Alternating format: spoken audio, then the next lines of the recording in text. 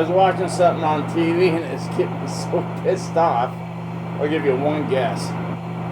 And I don't talk a certain subject because I don't want to divide. I already divide people just by getting on and playing guitar. It's silly. This one guy goes, last night I got a few nice comments. I'm not playing for comments, or I want people to comment to like, hey, why don't you try this, or why don't you talk about this? That's easy. But like I said, I have thousands of videos, thousands. Just go back to like 2014, 2015, 2014, 15, 16, 17, 18, 19, then it stops.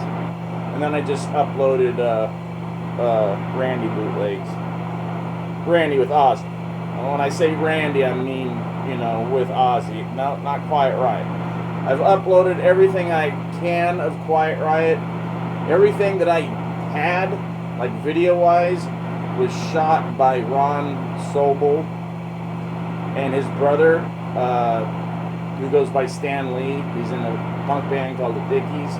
He gave me everything on a disc years ago, before anybody was really, YouTube had just started, and he'd come in. He was a runner for a studio. He would take things from one studio to another or whatever. And I was working down the street at, I think it was Photochem. It could have been Modern, I don't know. And I'm like, dude, Stan? He goes,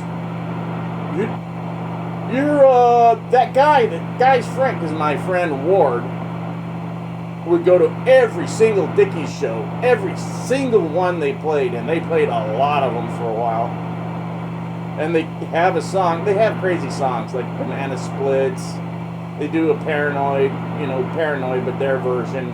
I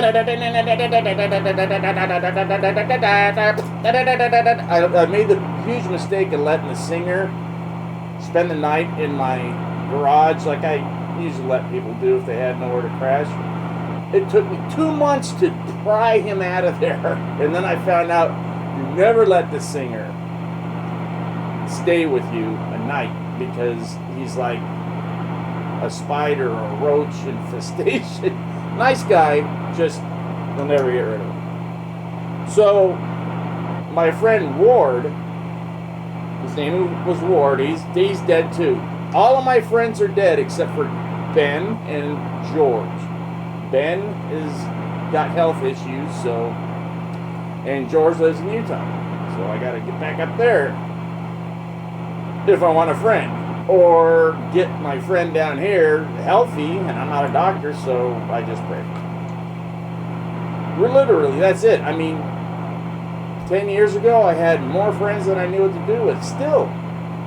And, after, every time you get married, you lose like a chunk of friends. I don't know why it happens, but you just do. I don't know. So, just the fact that I had that many friends still was like amazing. I had, more than I knew what to do with, and I still had, and then, I'd announced the whatever wedding or girlfriend I was with is, old ones would come back, and never lonely. My girlfriends are dying. I had one girlfriend, we were very close, almost marriage close. She got her chest blown off with a shotgun. She owned a ranch. And one of her ranch hands was nuts. And I told her, that guy is nuts. Fire him. This was on a Friday. No, this is when I was coming back up here. She lived in Vista. And her name was Tiffany. She went by Tiffany Randall in the 80s, if anybody remembers her. And she had blonde hair and black, like I kind of did, but I'd only do black usually on one side because I was trying to separate myself from her and other people that were doing that hairstyle, because there was a few. So I'm like, okay, so much for the black and the blonde. I'll just do black and blonde and whatever. So, yeah, so she didn't fire him. He stole her shotgun because she made sure none of her ranch hands carried guns except one. She would loan a gun to, and if it was a dangerous job, he had to go find, I don't know. Who knows? I'm not a rancher. And so she goes, okay, I'll have him fired by the time you come back next weekend. And he killed her, I think, Sunday or Monday morning. So what he did is he stole her shotgun. She went to come and get it. She said, give me the gun. He said, are you going to marry me? Because he was nuts. He was also like in his mid-60s. And she was a few years younger than me. 5 years younger than me. So, whatever age she was. So, she said, no, come on, dickhead, I can't remember his name. And he just, boom! And pretty much that was it. You know, there's details, but I won't go into them. They're very horrifying. Because I saw the police report. It's sick. And then being the pussy, well, but he was also mentally ill. I mean, I could tell he was mentally ill. And so he just blew his own head off. And the thing is like 6 or 7 years before that, her husband, like she had been looking for a guy forever. You know, who could measure up to me, right? But seriously, she was like, you know, why couldn't you just settle down and we could have got married and da-da-da? Because she did everything. She went, you know, bisexual. She went full-on lesbian for a while, just looking for somebody. And then she came back and she found this guy and they were like meant for each other. I go, see, that's your soulmate. And then he gets killed in a motorcycle accident. Well, he was on his Harley and he plowed into a deer at about 90. So, boom. So she was in shock, basically PTSD for a couple years, and that's why I go down and just hang out with her. And she'd smoke, you know, herb, calm herself down, and just get through. She, you know, whatever. And you know, and so once she, you know, was like, you know, she's like, I'm lonely on this ranch. I got these ranch hands, but, you know, none of them are. She goes, if we start dating, you know, we take it slow and see how. I go, yeah, exactly, because I do not want to get into another marriage and then have it fall apart again. So, yes, we go slow. And that's what we're doing, and then it quickly came to an end. So anyways, her, and then there was another girlfriend, she OD'd. She was married, and she kept, you know, messaging, this is depressing, isn't it? Anyway, she OD'd, and like, you know, everybody was like, oh, to the husband, oh, the husband was beating her. And I was getting ready to drive out and kick his face in. And so when everybody was giving him this pity party, I said, no. So I posted the letter that she wrote to me the night she took her life, saying that it was all his fault because he beat her. I posted it on Facebook. Boom! Yeah, that all came to an end. And I'm like, dude, you know who I am? You want to come out? Come and find me. He never did. Because those kind of guys that hit women, beat them senseless, are pussies. Right? Why am I like this? I'm sorry. I shouldn't be talking like this. You want Randy Rhoads stories. Randy Rhoads is a great guitarist. Oh, so I did find, and so everybody that was asking for Kalamazoo, Michigan, it was here. Anyways, I found the master, like the master, the digitized master that I made in 2000. So the tape was still really in good condition. So that's the one. I didn't even put that one. The one you hear on YouTube is not that. This is the full show. You can hear the guy, record. You can't hear it, but you hear him when he hits record. You don't hear the audience, and then you hear the beginning of, Randy with Dyer's Madman, and then the audience starts getting louder and louder. But the thing is if you listen, you got to put on headphones. Even with my videos, just all of these are stereo, and everything trails off to the left channel. So if I stop, it should be going to the left. I don't know if that's left or I'm pointing. You got your head left. Yes, it should be trailing off that way. You have to listen to everything with headphones. Come on, get with it. I hate people that are like, listen to the song through a phone. Oh yeah, that sounds like crap, dude. What am I listening to? So headphones.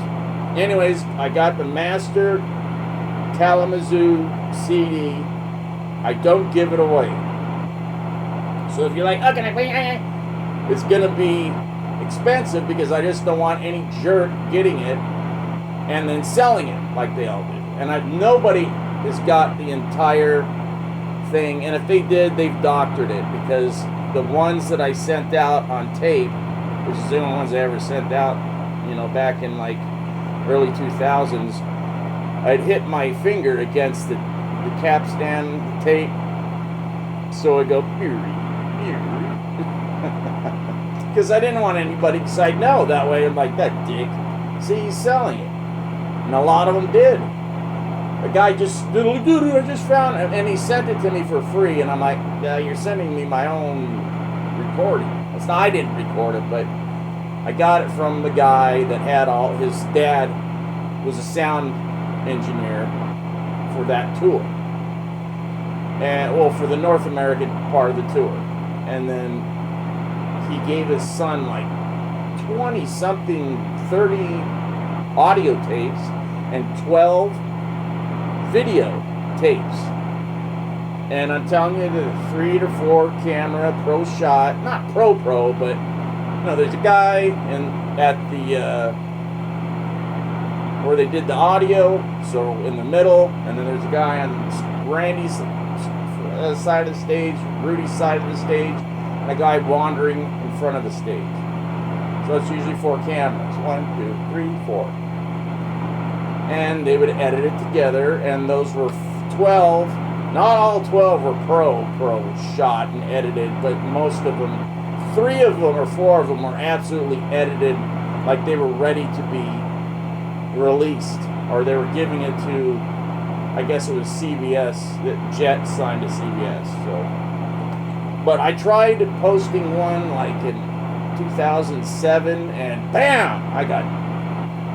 Well, see, back in 2007, my ex-wife was still working for the Osbournes, so she didn't, she just told my wife, Sherry, tell Michael he's got to pull that video, because I'll get in trouble. There's too many people claiming ownership of it. And I'm not going to tell you who. It's not just the Osbournes, believe it or not. It's not just the Osbournes. It's a lot of people. At least 12 that I know of. People, like I'm saying, people as in companies, CBS, Jet, people that work for it, people that shot the videos, the families of the people, the guys in the band, all of them want a piece of the action. And if they're going to sell that crap, they want a piece of it. And Sharon's just like, not worth it. I'm not going to do it. It was hard enough, she said it was hard enough just putting out that box set that they put out. And if you notice, there's an empty place where there should have been a DVD, and there's not. If you ever bought that, I think it was a 30th anniversary, 34th, with White Blizzard. I think it's a 30th. I don't know, whatever. Time's just crazy.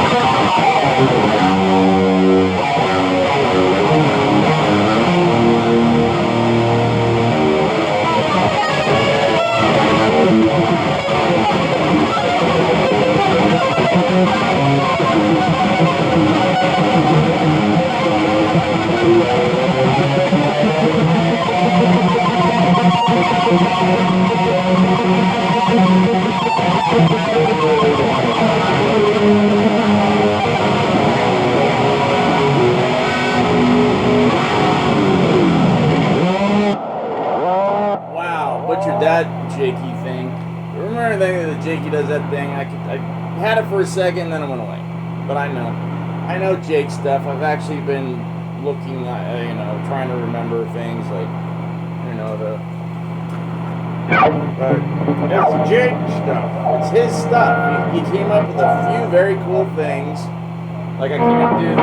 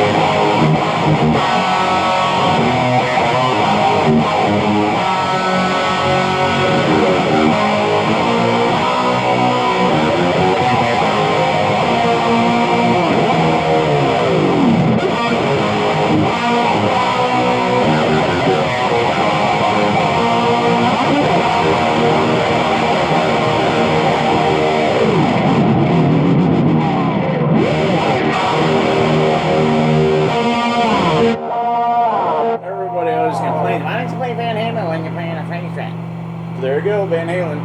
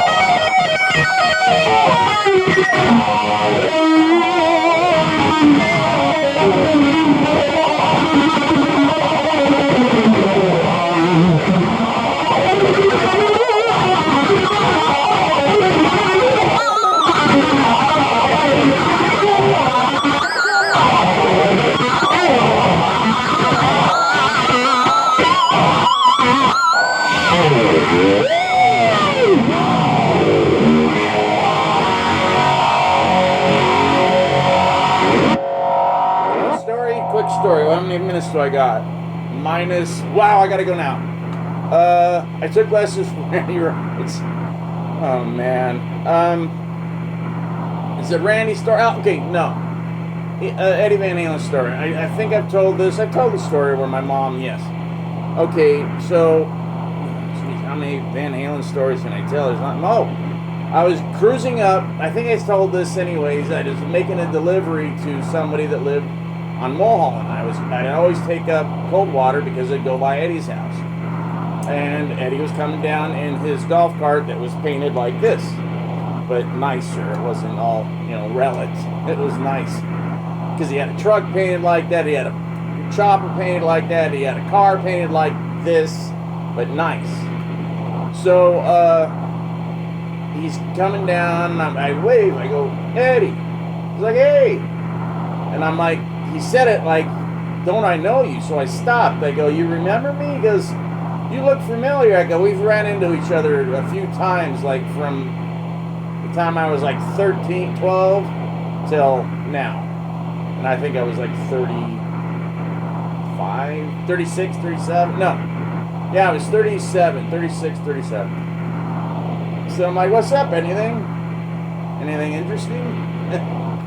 He goes, yeah, things are in the works, man. They're always in the works. I don't know what we're going to do, but I'm always writing and we're always recording. I go, cool.